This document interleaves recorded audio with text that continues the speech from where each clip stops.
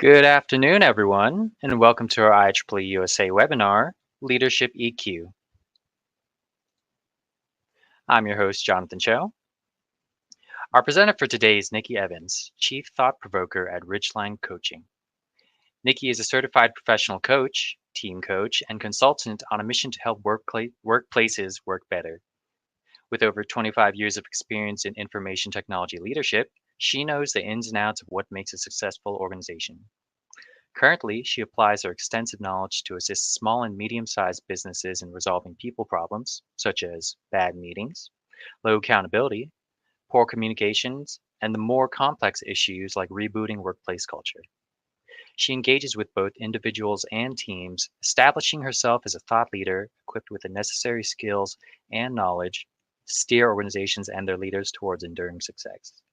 Without further ado, I will now pass it off to our presenter. Welcome, Nikki. We're very excited for what you have in store for our audience today. Thank you. I'm so excited to be here. And I want to start off with a quick question for you. I want you all to think about when you think of an impactful leader or a person in your life, what personal characteristics come to mind for you? If you can share in the chat, be aware this is going to be kind of interactive. I'm going to ask you to do some chat stuff with me throughout the presentation. So what kind of things do you think about as an impactful leader or person in your life? What kind of traits did they have, or what kind of characteristics come to mind about people that you've interacted with that have been leaders for you? I know for me, leaders that challenged me, leaders that made me feel seen, leaders that were supportive, leaders that trusted me. So I would love to see kind of what your thoughts are: empathy, dependability, genuine, playful, engaging. So these are great. These are great. So I really appreciate you hanging in there with me. So we're talking about emotional intelligence today. So let's also define what is emotional intelligence. What are we talking about, right? So the core of emotional intelligence is really the ability to recognize and manage your own emotions and the emotions of other people. So when you look at some of those things, empathy, dependability, engaging, patience, trust, listening, these are skills of emotional intelligence. So when you are feeling inspired or that impact from another person, it's likely that they were engaging in activities that were people skills that were part of their emotional intelligence, recognizing themselves and where they were, and then also recognizing where you were and what you needed in that moment. So get your fingers ready. I'm going to ask you, this one's easy because you're going to give me a vote from 1 to 5. So 1 being not important at all, to 5 being maybe the most important thing. Where would you rank emotional intelligence in level of importance for you in your career? 1, not important at all. 5, maybe it's the most important thing. Where do you think emotional intelligence for you ranks? 4. Lots of 4s, a 5. Lots of 4s. I knew I was with a smart audience. I knew it. I knew it. So I have some really good news for you. So according to a study from Stanford and Carnegie Mellon, they found that 75% of long-term job success depends on people skills and only about 25% on technical knowledge. And I got to say that with the things that are going on with AI these days, I think that those people skill numbers are only going to go up in terms of what you need for success, long-term success at work. So investing in people skills are always going to be important, I think. And so I'm really excited that you're here. And I'm going to give you as much as I can today to build this emotional intelligence, understand it a little bit more, and build your skills with this. I want to share another crazy statistic with you. So 95% of people in a big study that we've had, 95% of people, according to a 5-year research project that Tasha Urich did, said that they believe that they are self-aware. Can anybody guess what she found was the actual number of people who are self-aware?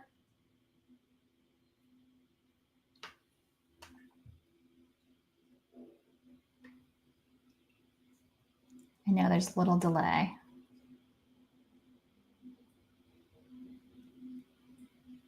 Nobody wants to guess. 35%, 20%, 25%, 10 to 20%. You guys are smart. 10 to 15% of people were found to be actually self-aware. And so when you think about the people that you work with, right, 99% of people say that they've worked with or encountered somebody who is clearly not self-aware. And so that's what we're here to do. So we all think that we're self-aware, but we recognize the lack of self-awareness in other people. So what we want to do today is get some understanding of, well, what is it to be self-aware? What is emotional intelligence? How do we want to use it? And then what can we do about it, right? So yes, I am telling you that emotional intelligence is going to make it easier for you to maintain personal and professional relationships, for you to be more successful at work. So Daniel Goleman is kind of the king of the emotional intelligence model. I think he coined the term emotional intelligence. And so this is his framework for emotional intelligence. So it is both kind of a personal competence and a social competence. And then there's sort of a recognition and a regulation. So in that first box, we're talking about self-awareness. So self-awareness is in my personal control. It's my personal competence in being aware, but also just my ability to perceive my own emotions and triggers and remain aware of them when they're happening. So to not get carried away and not even be aware of what's driving my behavior. That is self-awareness. Then we move to self-management. That's the ability to use that awareness. Okay, so I'm aware that I'm having an emotion or a thought or a behavior. And now I am remaining aware to stay flexible and positive to direct my behavior, to manage that emotional reaction. Social awareness is the ability to accurately pick up on the emotions of other people and understand what's going on with them. So when we thought about those leaders and people in our lives that had an impact on us, they were probably pretty good at picking up what we needed from them at that time, understanding what other people were thinking and feeling, even if you don't feel that way right at the moment, even if you're not having the same reaction as they had. That is your social awareness. And then relationship management is the ability to use your awareness of your own emotions and your awareness of other people's emotions and manage that connection that you have successfully. Manage that communication with others. So clear communication, effective handling of conflict, these are all in that area of relationship management. And being inspiring to people, encouraging people, keeping people engaged in work activities and productive. This is all part of that management, that relationship management that needs to happen. So we're going to talk about, well, how do we do this, right? How do we get more self-aware? If we're only 15% of us are self-aware, how do we move up that chart, right? And get more into that self-aware box? And then what are some things that we can do to manage? And what are some ways that we can help increase our ability to manage relationship with others? So I'm going to tell you, this is a big topic. I teach a workshop on this that's between a half day and a full day at least. Can be part of a larger program. So I'm going to cram as much information as I can as possible into today for you to make this as impactful and useful for you as possible. Just know that there's a lot out there. There's a lot that can be done with this. So I love working with organizations to help teach teams this, to help them work better together. So like I said, this can run from half a day to 2 days, depending on what it is that we want to put in there and what we're working with as an organization. So let me give you as much as I can. So let's start with emotions, because many of my engineering friends, myself included, struggle a little with emotions, especially emotions at work. So let's just do a few of these exercises to see if we can even get in touch with an emotion. So how do you feel when you look at this picture? When I look at this picture, I think of it's really peaceful, and I think of vacation, and I can like smell the ocean and feel a breeze, and it's very relaxing to me. But is that how you all feel? Maybe some of you are looking at that saying, oh my God, that is so much sand that I am going to have to try to get out of every nook and cranny of everything that made it to that sandy beach. Maybe some of you are like seeing shark fins just under the surface out there, and that's super stressful. How do you feel when you see this picture? Can you get in touch with, even if it doesn't evoke like an emotional feeling, for like a physical feeling for you, what words come up for you? And what do those words mean to you? And do those words bring up a feeling for you? So you can play along with me in chat. Tell me how these things make you feel. Tell me what you think.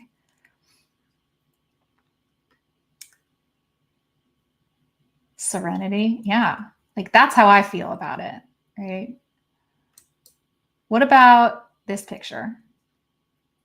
Does this make you feel serene? Is this the same kind of beach vibe? Like this is not a beach vibe at all to me, right? This looks like somebody that's super stressed out, that's really working hard, that's maybe overwhelmed, tired. Cute puppy. See? Yeah, like you're looking at all of the picture, not just the person in the picture. Yeah, frustration. All right. What about this? Now, I know I'm with engineers, so some of you are probably like, all right, that's data and math. I love it. I'm super energized by that. Like I'm in my comfort zone. I know what to do with that. I'm really feeling good about that.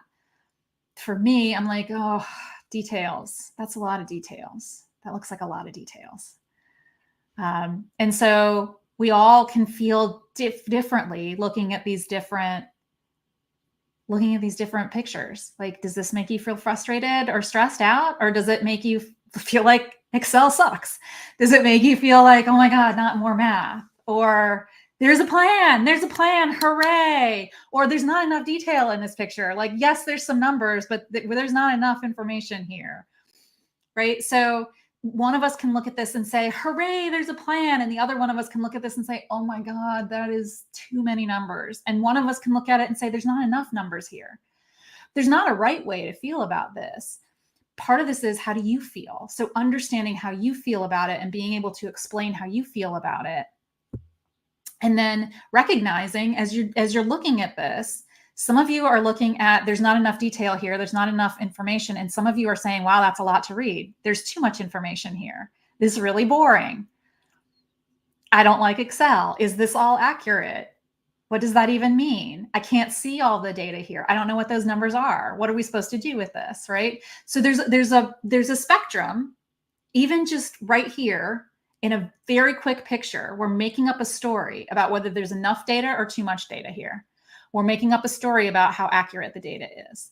So I just want you to be aware of how you feel when you see this and how quickly we can come to some conclusions based on very little information. So last picture here.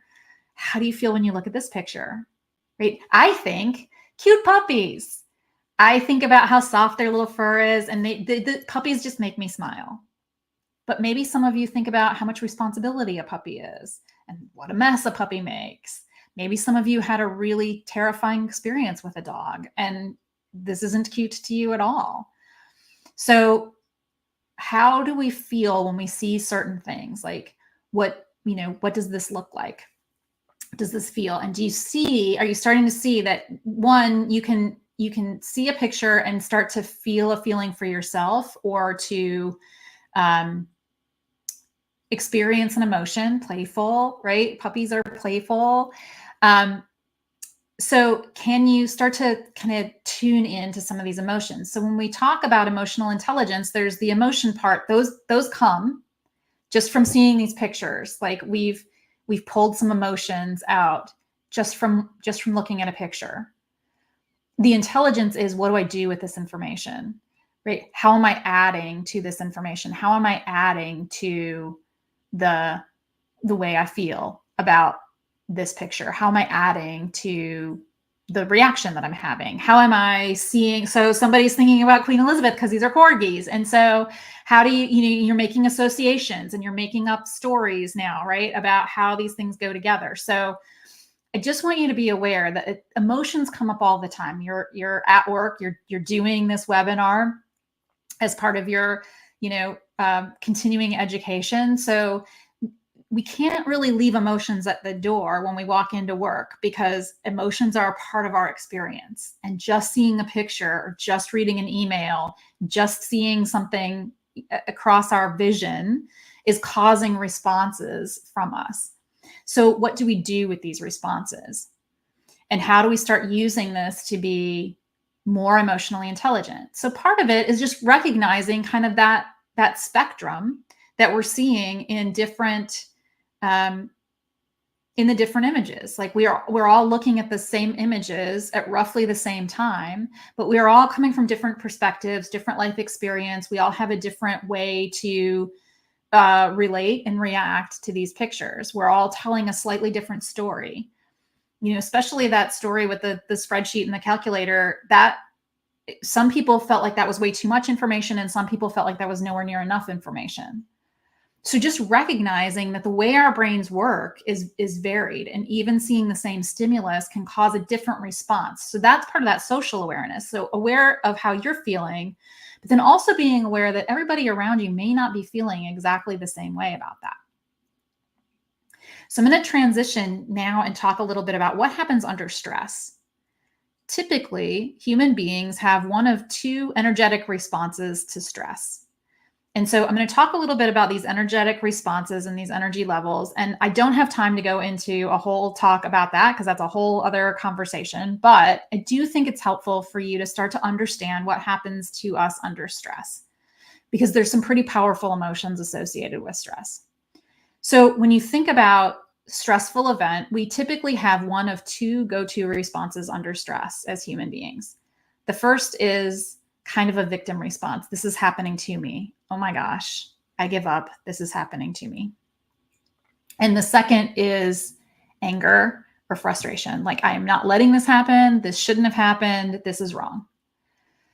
So understanding which is your go-to can be really important. So let's talk a little bit more about what each of these responses actually is. So level one, the lowest energy response, is I lose and everybody else wins. This is that victim response. This is the I give up.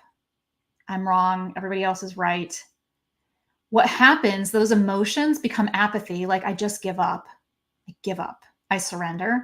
Or I feel guilty about not being enough or not doing enough. Or I feel worried about how other people are going to interpret the situation, or that I've let somebody down, or that I'm not doing enough.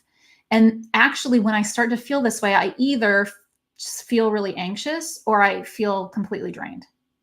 So not much happens at this level. And this level of energy is pretty destructive. So there's not a lot happening here. It's hard to get moving from this level of energy. And again, it's just that I give up. I lose. This is happening to me again. I give up all agency about this. Like, I give up.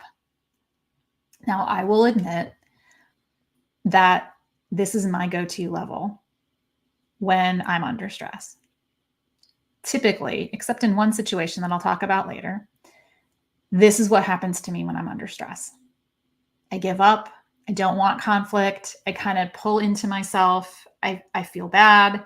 I'm not sure what to do next. I kind of feel like stuff is happening to me. Anybody else feel like this might be their go-to stress response?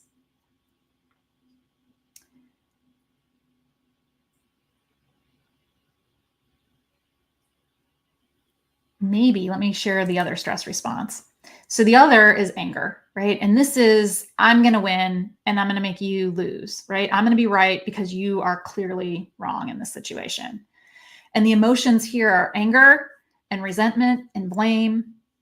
And usually that results in some sort of defiance or stress or frustration, right? And so we don't always have to go to one or the other. I can tell you, for me though, my confession is that I typically go to level one. Sometimes I go to level two though. And I'll tell you that story in a minute. Now, level 2 is a little bit higher kind of on the energy chart. It's still destructive energy. It's still overall draining energy. We still don't want to spend a lot of time here.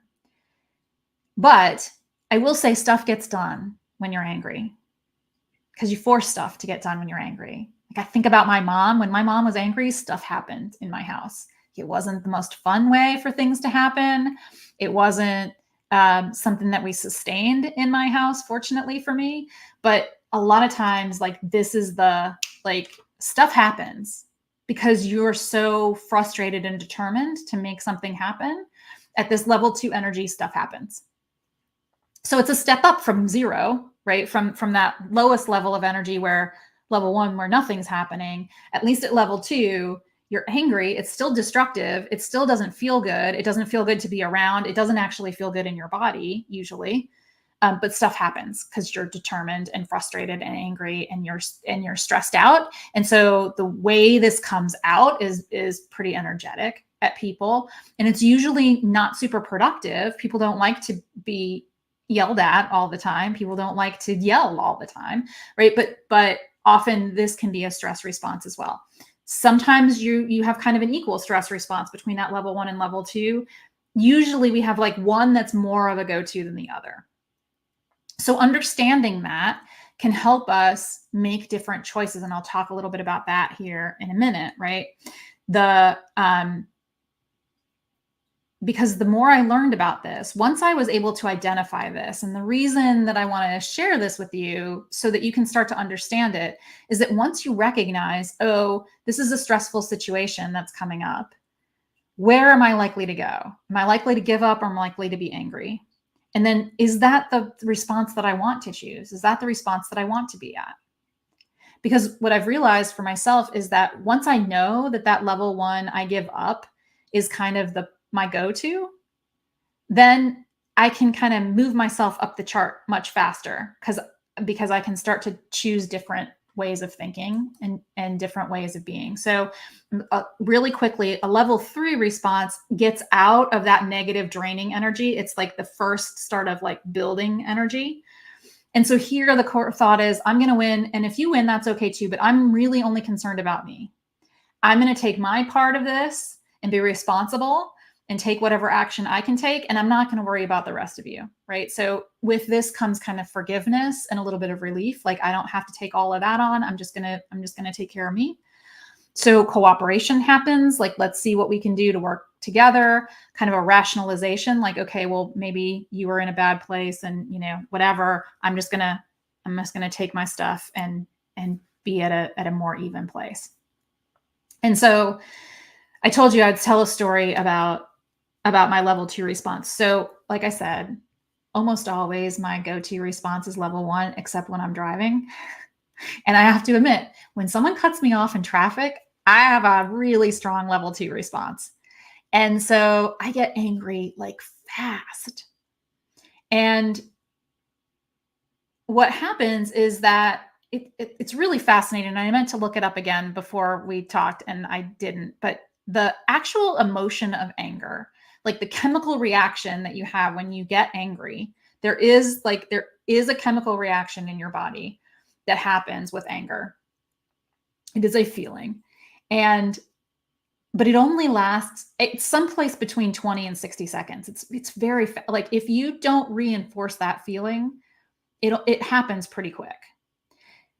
The reason that most of you feel anger for a lot longer than 60 seconds is because you keep reinforcing it with your thought of that person cut me off in traffic. And for me, the story goes like this.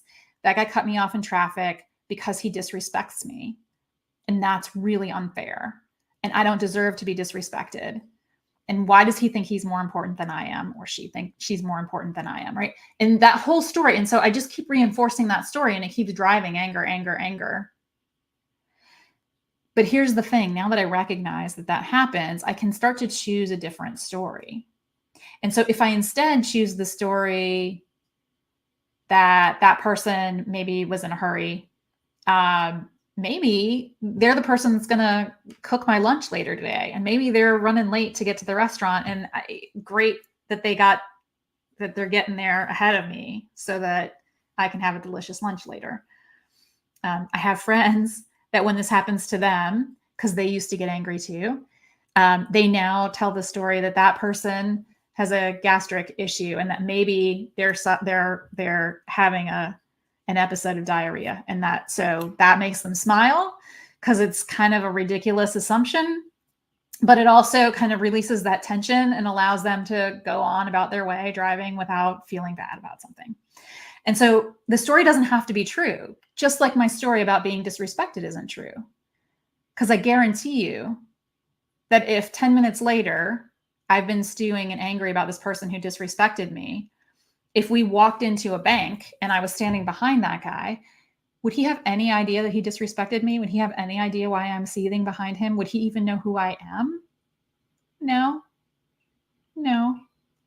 And so understanding that that person didn't do anything to me, the times in traffic when I may have pulled in front of somebody wasn't because I was trying to make the guy behind me angry. It may have been because I was frustrated with my GPS that told me too late to make this turn. It may have been because I wasn't paying close enough attention about where. It may have been because I was frustrated because the guy in front of him wouldn't let me over and I had to get over. But it is never, I can promise, it is never, I hope I ruin this guy's day and make him super mad and feel disrespected because I cut in front of him in traffic. So understanding that people around you may not be out to get you, right? And what is your go-to response? Where are you living in that place? And then regulating. So for me now, it's just taking a deep breath and saying, that person doesn't know me. They didn't disrespect me. They made a driving decision that I wasn't pleased about. And it's probably not going to materially impact how I get to work. I'm grateful that we didn't have an accident. I'm still on track to get where I'm going. I'm now exactly one car length behind where I was before to get where I'm going. That thing happened. It didn't happen to me. That thing just happened. And so being able to manage that, to feel that flush of anger and then say, okay, that wasn't a big deal. Now I'm able to regulate, right? And now if I see that person in line at the bank, I don't have animosity. I'm not upset because it was just a thing that happened and I'm over it. So like I said, with my go-to being kind of that level one victim energy, I now spend much less time in that because I recognize that that's my go-to. So I know when something stressful happens, if I start feeling that way, if I start thinking those thoughts of I'm an idiot, that feels bad, this is happening to me, I have no control, I start asking myself, well, what do I have control over? And so I can move to something more productive more quickly. And I'll share some more about those tactics here in a minute. I do see your notes about the slides. I'm happy to share my slides. So if you want to connect with me and ask for the slides, I'd be happy to send them out, or I can send them to Jonathan, and anybody that wants them can have them. So now let's talk about social awareness. What do you think? Get your fingers ready again. What do you think is happening in this picture?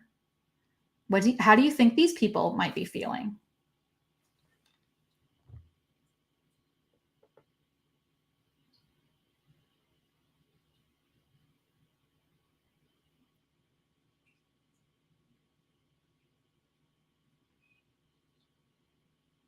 Looks like they're coming from a wedding.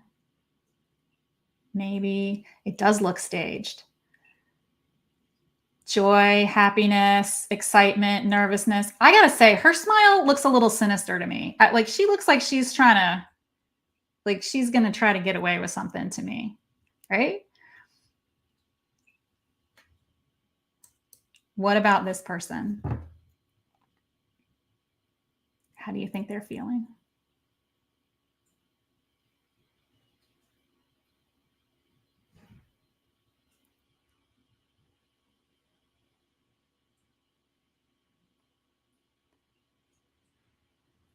Like, do you think this person feels the same way as the person in the previous picture?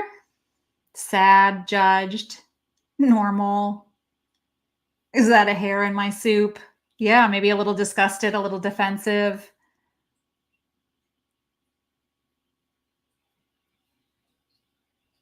Isolated. Yeah, so she could be feeling a lot of different things, right? We don't have the whole story, but clearly she's not feeling the same way as the person in the first picture, right? These are much different words. Left out, isolated. What about this person not feeling the same way? Like, that's not isolation, right?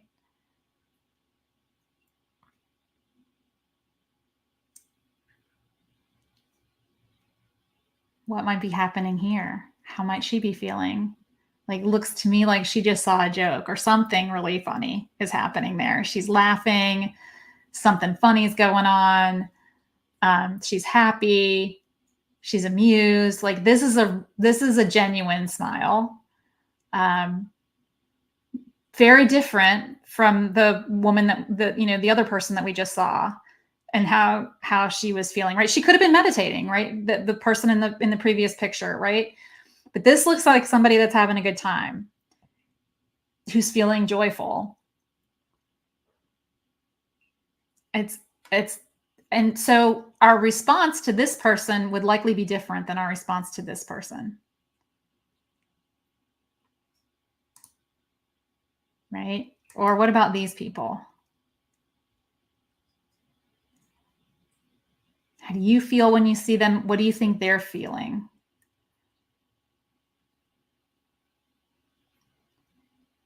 They're kind of at a different stage maybe than the first couple that we saw. So they're probably experiencing different things than in the wedding photo. But maybe more joy here. Little people are fun. Happy family, love. Yeah. Right? So we can recognize how other people are feeling. Now, you're on a webinar. Do you feel all of these feelings right now? You can recognize those feelings and tell those stories about other people without actually feeling those feelings yourself.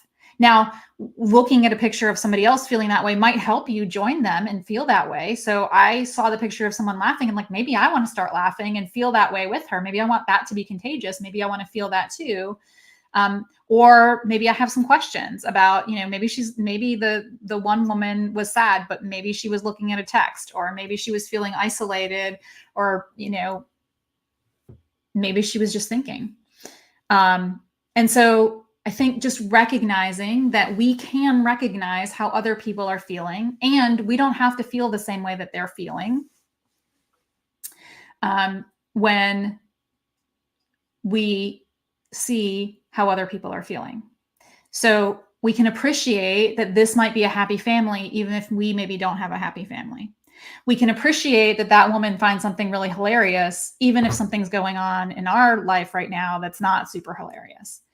And so that's part of that social awareness. So as you get more aware of how you're feeling about things, what does that feeling look like on other people? How does that feeling look? And so you can start to recognize and be aware. Now, none of our stories are right or wrong. We're just looking at representations of emotions in other people. So the idea is to start putting together your self-awareness. How am I feeling?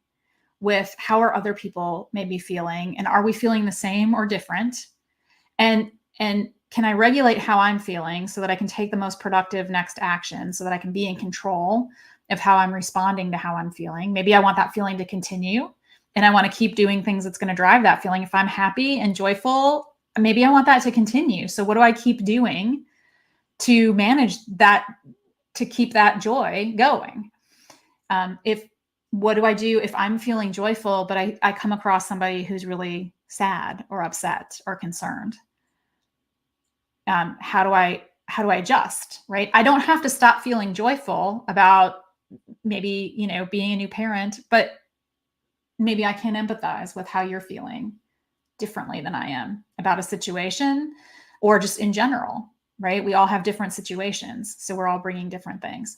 So this framework can be really helpful for you to start thinking about these things. And if you are like I am, and I think that many of you as engineers probably fall on the high competence side of a scale, and emotions might be a little bit more difficult and tricky for you. I know I found this to be true for me. And as I started to do some of this work and try to figure out, well, what am I feeling and what does that look like? I didn't have a lot of words to use to describe those feelings.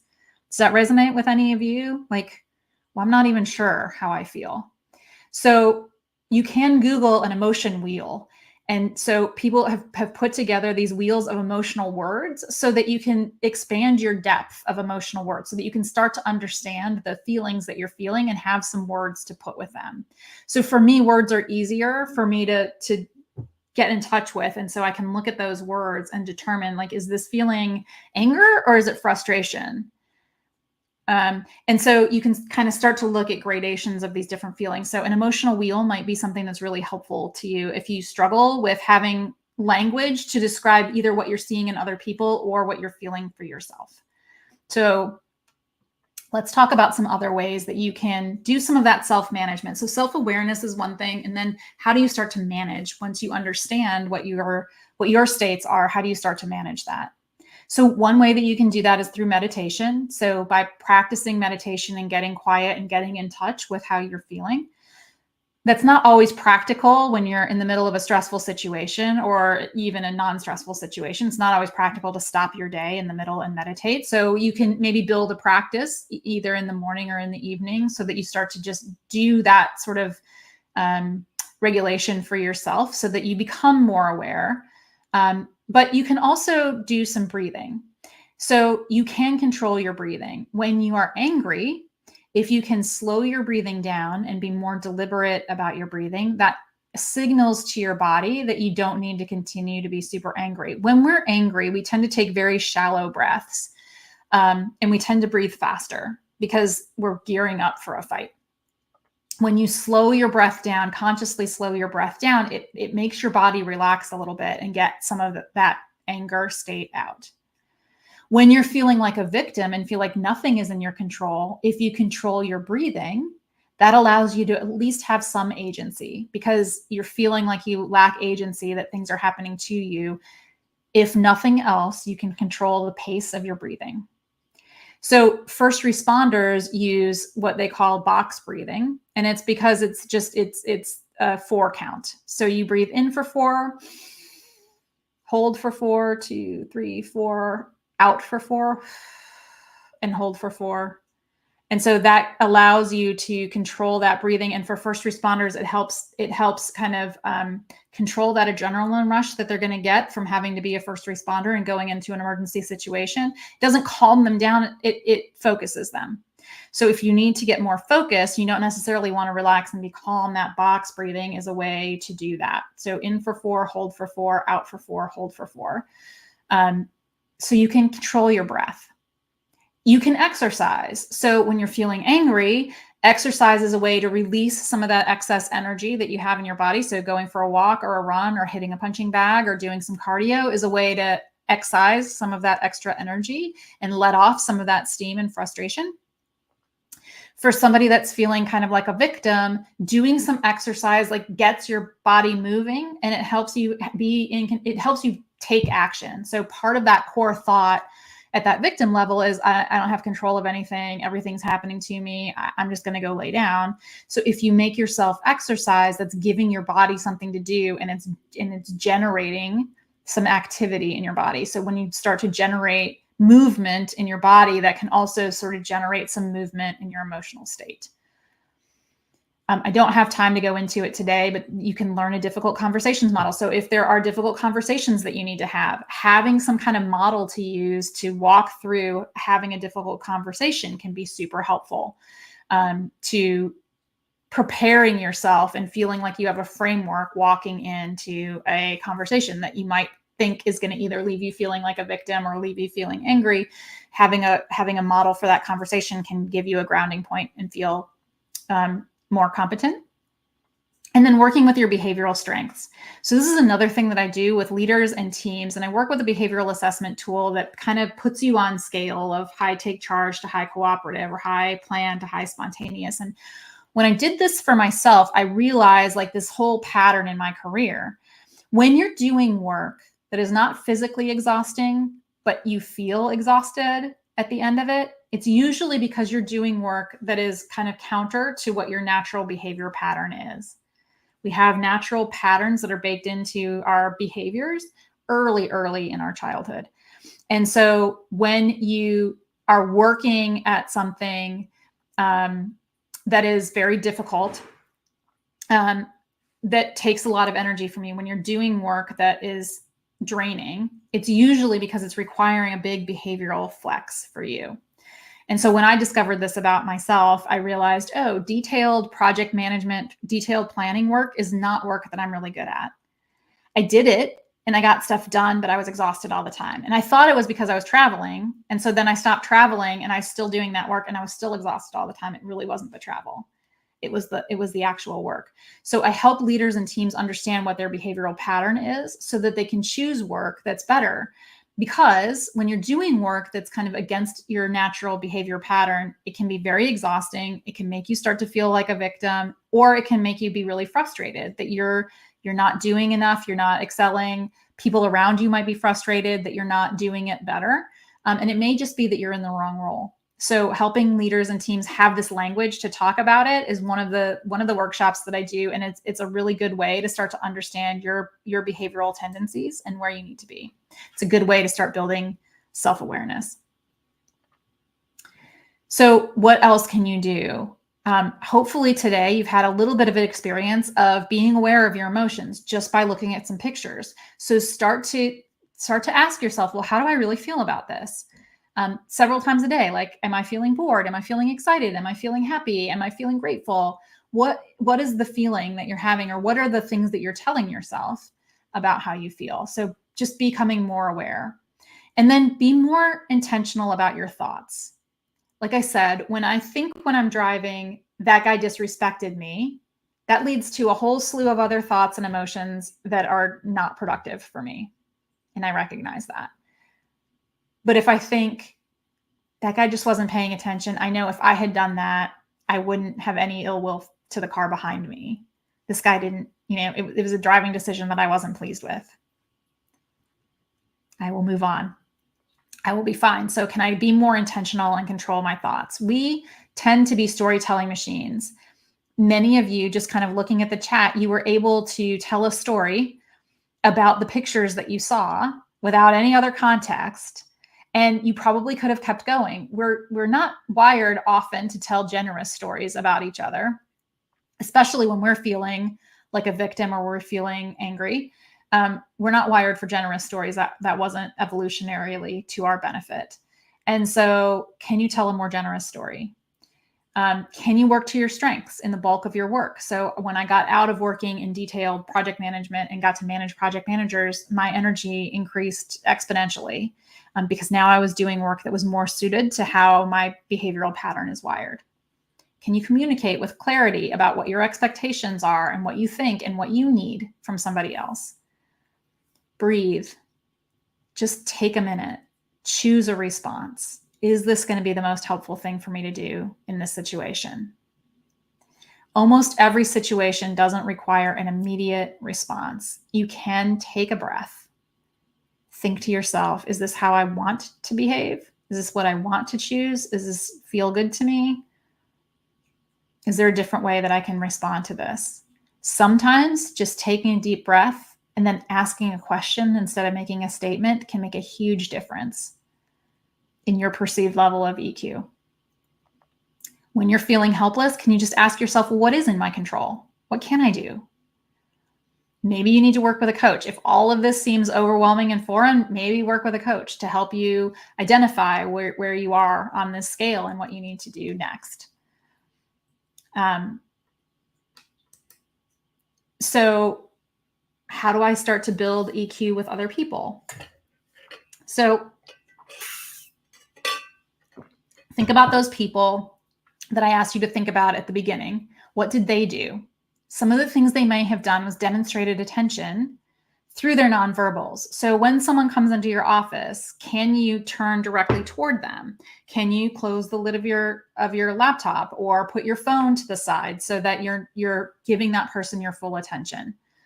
Can you nod? Can you give them some sort of indication that you're following along with them, right? For me, you've been giving me verbal because you've been having to do it for chat, but I can't see any of you. So are you following me? Is this making sense? Has this been helpful? All of that I can maybe get in chat, but if I was with you in a room, I would be able to see non-verbally. Like some of you are zoning out and feel like, no, this isn't, and some of you may be feeling like, yeah, okay, I get it. And I might be seeing some of you nod along. So can you do that for other people? Can you assume positive intent from other people and tell more generous stories? Can you set realistic expectations with other people? Are you making sure that the expectations that you have of others are actually defined and shared? Or do you just assume that people know what you want in this situation? If we think back to that picture of the woman, like some people thought she was sad. And so if I approached her as though she was sad, but really she was reading a text message and she wanted to be left alone, like maybe that's a different response. Or if she was feeling isolated and rejected by a group of people, how I respond to her might be different. So can you ask, and you can ask other people, what do they need? If I don't know, I could just ask her, hey, you seem like you feel a little sad. Is that right? How can I help? It seems like something's a little off with you. Is there something I can do to help? Right? And then acknowledging and validating, and I'll share this really quickly. So acknowledge and validate is what I just said. You seem really sad. That's an acknowledgement of my interpretation of how you feel. You seem really sad. Now, I'm not saying you should feel sad. I'm not agreeing with you feeling sad. I'm just saying you seem really sad. That's an acknowledgement. And then a validation is it's understandable that you would feel sad if you felt rejected by those people. Again, I'm not saying I agree with you, just like you could validate, acknowledge and validate me. Wow, Nikki, it seems like you're really frustrated in the car right now. That's understandable if you feel like you were disrespected. Now, you didn't agree that I was disrespected, but you did acknowledge the feeling of frustration and anger that I was having and validate that that's a normal response. That's an okay response that I was having given my understanding of the situation, right? And then from there, because I feel seen and heard, I might be willing to choose a different response. I might be willing to talk with you a little bit differently about a different response. So we're at the end of our almost at the end of our time today. I'm going to ask you a few questions. So get your fingers ready to help ask some questions of me. But hopefully you got some really valuable information out of today. I tried to pack in as much as I could. So I would love to hear from you what's been most useful or most surprising from our time together today. Are there things that you want to learn more about that I didn't cover, or things that you wanted to dive deeper into that I didn't get to today? So if you could just give me some feedback, that would be super helpful for me as I'm putting together presentations for other people. I would love to hear what's been most useful. Was this helpful? What was most surprising? What else are you curious to learn more about? And I know that Jonathan is sharing and has shared my gift for you for attending today is a resource guide for understanding and boosting your emotional intelligence that has some of those thoughts in there. And yes, when you get the download, you end up on a mailing list. I will promise you, though, my mailing list, I'm not very organized. I don't send out very many emails, and I really only send stuff out that I think is going to be valuable for you. So you're not signing up for a daily or a weekly or probably even a monthly deal here. It's pretty sporadic. So I would love for you to take advantage of that guide. And I'd also really love to connect with you on LinkedIn.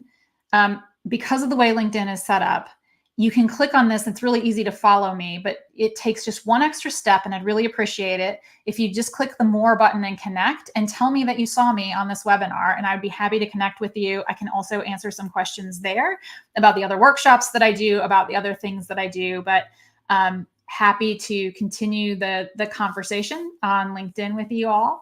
And with that, I'm going to end the slideshow here. And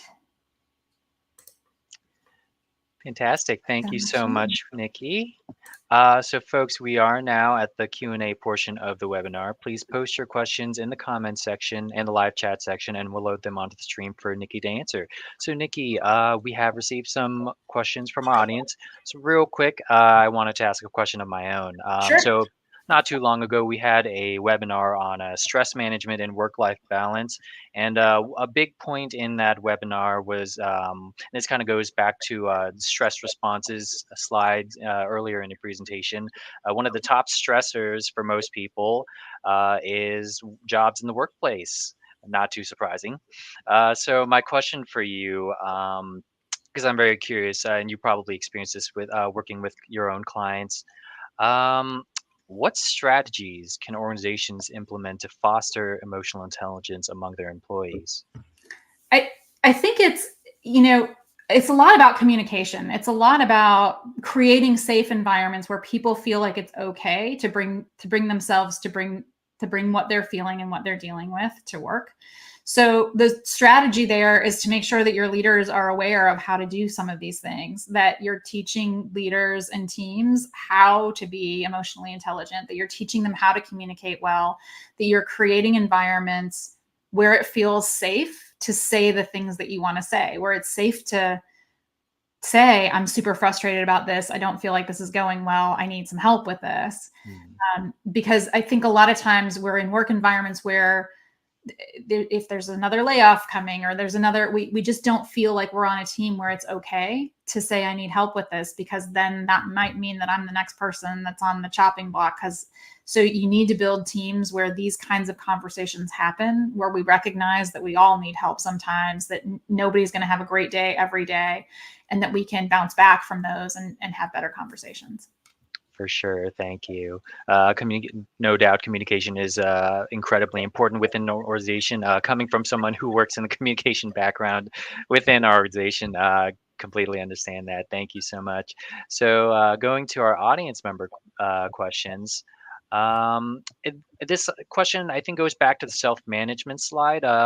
So our audience member Keith asks, aren't prescription medicines also an option for some of us, along with the tips that you mentioned? I'm sure that they are. That is completely outside of my field. So I talk to your physician.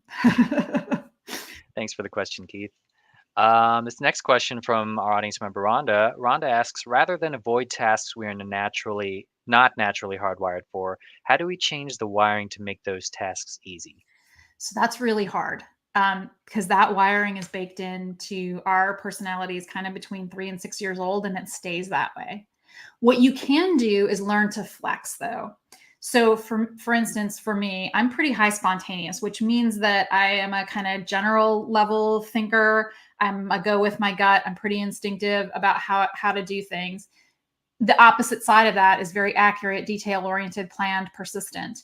And so I can recognize that there are times when I don't get to choose, that I have to do some planning things.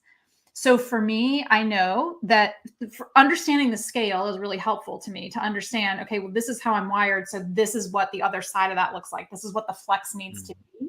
So once I understand that that's what needs to happen, so one, having some language around what the flex is really helpful.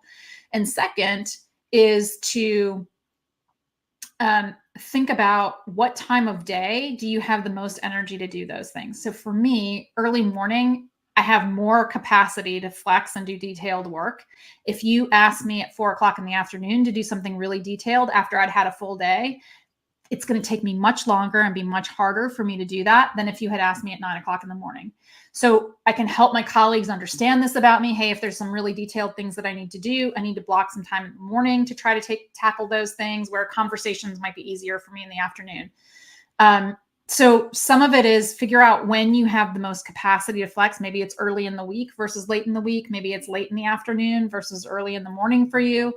And then understand, what does the flex need?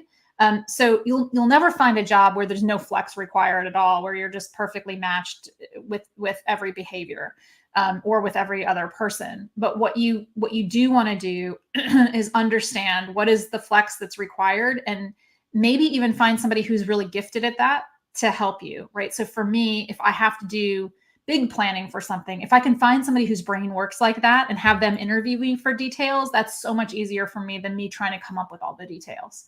So those are just a couple of examples. Hopefully, Rhonda, that answers your question. really, really great insight. Thank you, Nikki. And thanks Mhm. for the question, Rhonda. Let's see. So this question, I can answer. Our audience member Hugh asks, "Can we watch this episode again?"